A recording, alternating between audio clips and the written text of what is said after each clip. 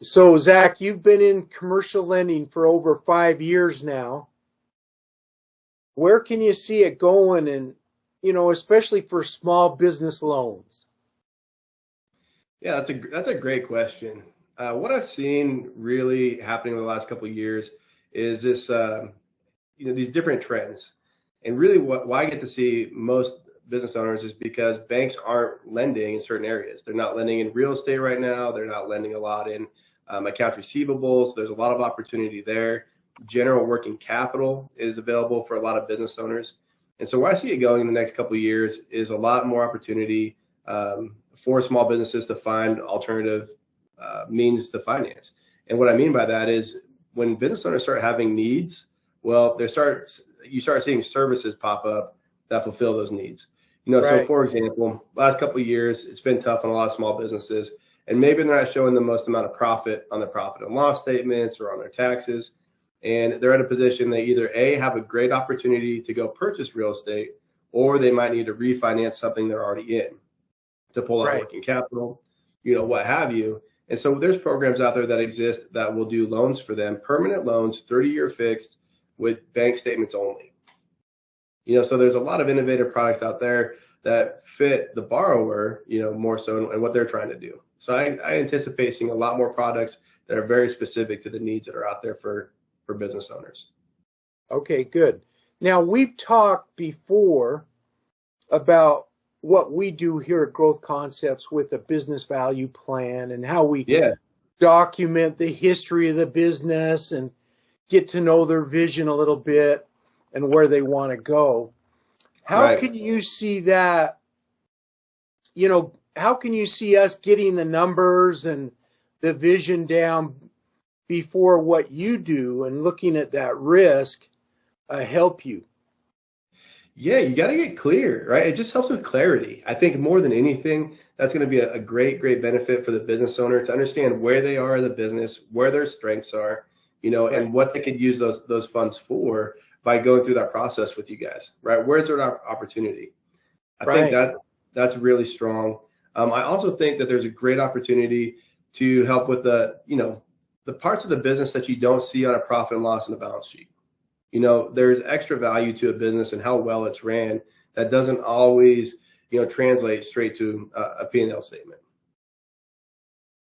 Right. Exactly. Yeah. That's what we're looking at is the intangibles Yeah, that build business value, right? The value chain. And we're right. documenting those so we can hand over this book, a book that's indexed, has chapters, the whole bit, so you can read through it and go, hey, is this risk worth it? Is Yeah, it worth it on our end? And we have this view of expansion and growth and maximizing business value. We're looking at that. And we feel you have a crucial uh, niche or place yeah, in helping a company grow. There's certain times where they do need that capital for growth. And you've mentioned a few. They might run into a few snags before, right, the growth comes. And right. that's all clarified in the business value plan.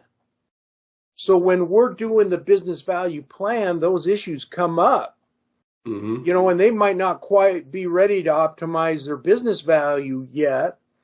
And so that's when we would bring in you or, someone like you that could help them through a little hurdle or through something in that area. Yeah, exactly. I mean, so many things can come up as a business owner. I think about restaurants, and I spent a lot of time working with restaurants over the years, and sometimes these independently owned guys are maybe one compressor away from going out of business, or a fryer away from having to maybe shut their doors or not open that week, or reallocate funds and just really be tight on their cash flow, right? So we have programs in place that will help them, take care of those needs, whatever they are. It could be payroll, it could be equipment, whatever kind of shortfall they have, gap, right? to Right. take care of that. And then we have options that we can then roll that into a long-term option. Because most of the time when I meet people, it's because they need money yesterday, right? Right. I got you. It's already too late by the time I talk to them. And so, we'll solve that issue immediately, and then we'll get to work on a long-term funding option that helps regulate their cash flow. Excellent. Right. What about SBA loans? You would really know that. One of my associates said you're really into that. Tell me some ins and outs of the SBA loan and where that might come into play with a small business. Yeah, I'll take that as a compliment because I think I know who it's coming from. Yeah. Oh, yeah, Ben. Yeah. Okay. Yeah, I'll take that as a compliment. SBA loans are interesting. There's a lot of changes going on. I feel like they're really opening up the playbook a lot and making it more accessible for a lot more businesses. Where I really like to focus for SBA loans are going to be that under 500,000 working capital, right? For that small business that needs that working capital option to grow their business. Again, like what we talked about, all those needs, payroll, equipment, different aspects of their business. And there's just, I'm just seeing more businesses that maybe were getting turned away for SBA lending that are now getting approved. And we are able to use that program to, like I said, take some of those short-term options and regulate that cash flow over, a 10-year term. Oh, okay, great. Now, so what about the collateral? It's changed a little bit these days. They don't have to put up their home, or how does Yeah. that? Yeah. So for a long time if it's over 350, they're having to lien their house. They have to put a lien on the personal property. All the lenders were looking for that. And now that limit has been raised up to 500,000. So if it's a 500,000 or below, they are not being required to put a lien on their personal property. Wow, that could really help out a small business. I could see a restaurant, a janitorial business, a Yes. jewelry business, you name it. If they needed some new equipment or some inventory, wow, that could really help them out. I can see that. It is. It's been a really big benefit for a lot of small businesses over the last couple of years. Right. Okay, now there are let's kind of focus in another area where you're an expert in too. There's loans, I understand, that could be used from one company to buy out another company. Are you acquisition with loans? those? Yeah, a business acquisition loan. Right. Yeah, so we utilize, most of the time we're going to utilize the SBA for that also. And we work with one of the top lenders in the nation that specializes in business acquisitions. And, depending on the industry that they're in, we got a real streamlined approach to be able to make that happen when we take, both business, the buyer and the seller into account and make these deals work for each one. Right. But yes, acquisitions are a lot of fun. Right. We look into that. We're all about maximizing a company's value. And then when they have that equity, they could leverage that and buy out a competitor, or they could expand, another way, maybe even, build a new department under a product name or something. But buying out a target is a great way to go because they get, the employees and additional market share really quick. Oh, yeah. And what I got a guy in the trades, and he'll send out postcards to, competitors saying, hey, if you're looking to sell, I know a guy. So he's been able to grow through acquisition of smaller companies by taking on their accounts, bringing on their techs, and growing his business that way. Right. That's a super way to Yeah. do. And we're focused on that. Okay, good. All righty. Do you have any questions for me, Zach, at all? Yeah, let's interview the interviewer, David. Come on, man. Let's put the shoe on the other foot here. And I would love for you to dig in a little bit more about your evaluation process. I know that you guys have a pretty in-depth and elaborate process, right? Just when you first sit down with somebody to get a feel for the business. Yes, we do. We really focus on getting to know their vision. That's where we're at. The soft side. We don't really go in and put a hard number on the value. We use 3 times EBITDA. But what we're all about is finding out the soft side, is what made them successful. How Yeah. did they get there? And because we want to build on that. We really want to help them and get to know them, and not only their strengths, but some of the other side, Yeah. so we can be there to back them up. Sometimes people are really creative and talented and need a hardworking, numbers guy like us, and do the Right. hard business operations like us. And that's what we do for a lot of people, and get the back end done so they can be out front, with the people. But Mm. we come up with 20 questions Okay. for an online complimentary review, and that gives us a foundation. And then we give them a report a week later, and we go through a thorough analysis. We use a software tool that'll go through over 10,000 different variations of their business model to Wow. come up with this optimal business value and business model Yeah. that they could use.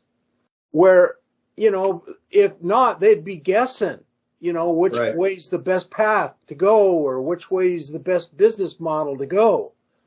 And there's a lot of competition out there, but they just don't have the tools and whatnot and experience that we have to show them that path that they want to go. Yeah. I mean, and let's face it, most independent business owners probably feel like they're on an island, right? They're a Right. team of one, and it's hard for them to step outside the box and really, see what's going on inside their business. So you got to be able to Exactly. give them this really detailed breakdown, and where they are and how to improve it, right? Kind of create that gap of figure out what that gap is from where they are to where they want to be. Exactly. We've seen thousands. I have, over the last 30 years, thousands of Yeah. different business ideas and scenarios in our team, when our teams to get together, and we can weed through those. And with the software and with the principles and laws in the book, Yeah. 14 Immutable Laws of Business Value, that I wrote back in 2008, we used those three things to give you, or give the business owner, some suggestions on where to go, which path to go, and how to help them out so Right. they can maximize their value. That's the most important thing, Right. to get the maximum value out of their concern instead of more sales. Because, a company could have profitable sales, but no business value.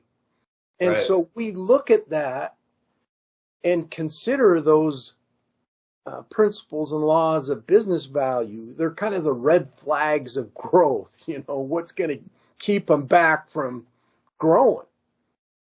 Yeah. And So, we and do this is, I that. like, so David, Go ahead. obviously this is completely unscripted. I'm just kind of ripping some questions from the hip here. So Yeah. I'm curious, do you have like a favorite story, maybe that comes to mind? I know I'm putting you on the spot, so if you don't, that's okay. But maybe like a favorite story, like over the years, of somebody that you were able to maybe uncover some hidden gems for, and that they were able to take and utilize in their business. Well, one or two come in mind, but probably my favorite one was a hardware software company sales, ad systems. Okay. And they invited me in, and I, took a look at what they were doing. And wow, they had some great products. They were bought out at 15 million and then spit out, and they didn't feel very good about themselves. They thought they were worth about 9 million then. Yeah. And I crunched the numbers though, and I found a few hidden things that they weren't looking at that came up Okay. from crunching the numbers with this software. Now, this was years ago. This is on the older version of Analyzer, Mm. 2. We're on And Analyzer is version your 3. software. That's your proprietary software. Yeah, it's Yeah. proprietary software. We're on version 3 now with Python, but this is back in the day when, you know, it would do one or two analysis, business value analysis packages. And what I found out with this company is if they just decreased the installation time of their hardware and software just by 1 week instead of 2 weeks, they could have millions more in sales. You know, and they were thinking, oh, let's launch a new product and get a new more money in branding and advertising, and all they had to do is decrease 1 week in their installation time, and that would open up the whole world to them as far as the money coming in and being a stronger, more solid company. Yeah, that's excellent. Yeah, and that's one thing that really stands out with my experience. I always remember that it could be just one little thing in the company that, you know, makes them able to make more money. See, they had all these other constraints, you know, how many salespeople? Well, do you increase the salespeople and the sales? No. You know, that's not what they needed. The sales were fine. They just all of a sudden decreased their installation time and they could handle more. Yeah. More sales. Increase their production capacity. Exactly. Exactly. Yeah. That's excellent. So would you say, you know, from that story, you know, I'm hearing that, you know, part of the value that you bring is going to be able to highlight what they need to focus on. Like, what's the highest leverage activity they need to focus on? Yes. Well, that's what we'll look into with an established company. We'll find out, you know, what's working and look really in depth in there. Now, Zach, he's looking at the risk factors. We're looking at an initiative. We have to implement something in that company that's going to sustain them, you know, sustain their growth the next 5 or 10 years. You know, that's what we're looking at. Yeah. And so we have to find something that's, you know, not working with those principles and laws of business value. So we use the book, we use the software and our experience and look into a company. Right.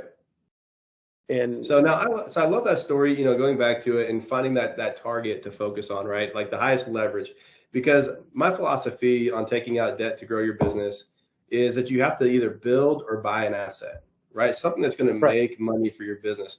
So in that situation, you know, we're dealing with that company and they need to increase their production time or decrease, I guess, the amount of time it takes to produce their install. And so where are they going to put their capital? Where are they going to deploy capital to be able to do that? It's not in salespeople. Maybe it's in installation. Maybe it's in training. Maybe it's in a new tool or something like that. And that's where our capital will come in the best, because now we're talking about return on investment. You can see if you decrease that time by 1 week, it's going to make you this amount of money. Well, to be able to do that, you may have to go spend this amount of money to bring in these people, these tools, these systems, or what have you. And now we go borrow it and we can weigh that against how much is going to come back. And that's how you get your return on investment, right? Return on capital. And that's a great place for us to be. Well, what they could do, they didn't do this, but if they, I mean, they were already inundated with sales, but what they could have done is hired a new technician with new equipment, new money, with money. Whole new team. And really ramped up everything because the sales were just booming. We got over $1 million in sales with that product that year. So it really just took off when they knew that it wasn't the salespeople, it was more just the installation time, and they adjusted a few things and it went great. Yeah. Yeah, that's awesome. That's great. Yeah, I mean, I think that's a great example of just how business works and, how our two companies can work together and, really support a growing business. Right. You bet. Yeah. Well, thanks.